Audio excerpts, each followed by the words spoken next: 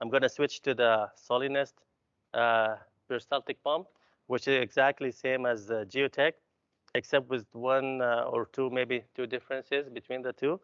This pump is actually can go a little bit deeper, like 2 meters deeper, not quite big of a difference, but it can go to 10 meters instead of 8 meters compared to the Geo pump. So this is one advantage. The second advantage of this one too is the Solenest pump is actually can be used with two different size of tubings. So not only it can use the 3/8 tubing just like the Geotech pump, but it actually can use the 5/8 tubing as well, which is a bigger size. The only difference is with this tubing, with the 3/8 tubing, you just have to use one of the supplied a plastic piece here or a plastic liner that you have to use just to make sure that it actually make a good contact with the tubing and the impeller inside. So I'm going to show you now how you can do that. So as far as the connection, it has the same cigarette lighter style. So you can connect it to the supplied adapter here with the alligator clips and into your battery, just like so. So you can use pretty much you can use any 20-volt battery that you have. You can use a small size as this one, or you can use a marine battery, deep cycle, just like the one in your car. And you can plug it in also directly into your car. If you have a cigarette lighter, you can do that as well.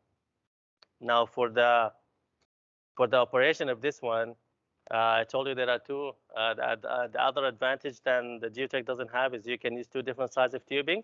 So I'm going to show you exactly what to do to get them set up in the field. So first of all, you have to, this is the pump head. So you have to just unscrew those 4 screws, just like so, just to expose the shaft inside. Just like so, and you make sure that they're all removed all the way. And here you go. So this is the impeller that's going to rotate, and this way is going to pump your fluid up to the surface or inject it downhole, depending on your application. So for the 3/8, for the 5/8 tubing, you simply what you got to do is just insert the tubing this way. And I'll try to move this around just to get a good visual. Insert the tubing this way on one side, and then with your hand, rotate the shaft until the other tubing is properly seated inside. To make sure the tubing is actually seated properly, there are 2 rollers here. Those are 2 rollers here, so the tubing won't get stuck while operating. Once you did that, you can simply put back the cover this way.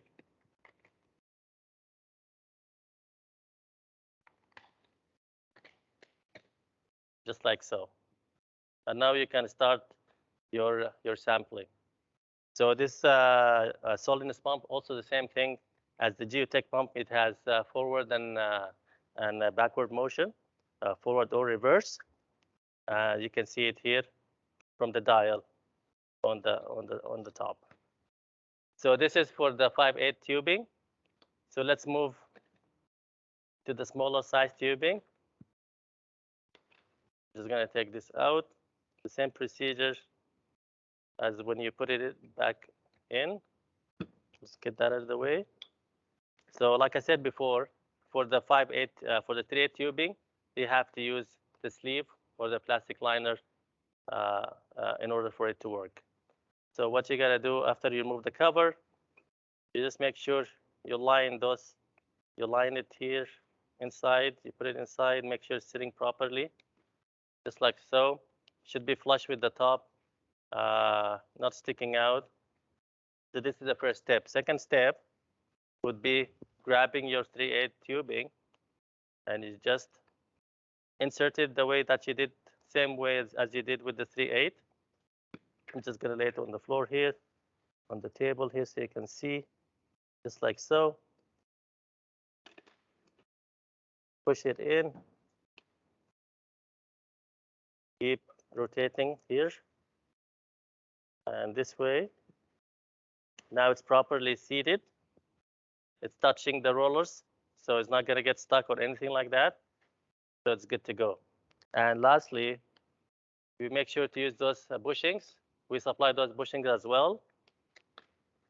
Those ones are actually just used for the 3/8 tubing, just making sure the tubing is actually stationary and is well seated, and that's not going to go anywhere when you stop pumping.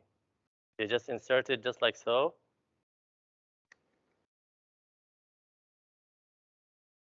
Now it's seated here on the top. Once it's seated, make sure it's good, snug, and then you can simply put back the cover, put the screws back, just a hand tight to make sure it's not loose or anything like that. Screw it back on, and now your pump is ready to go.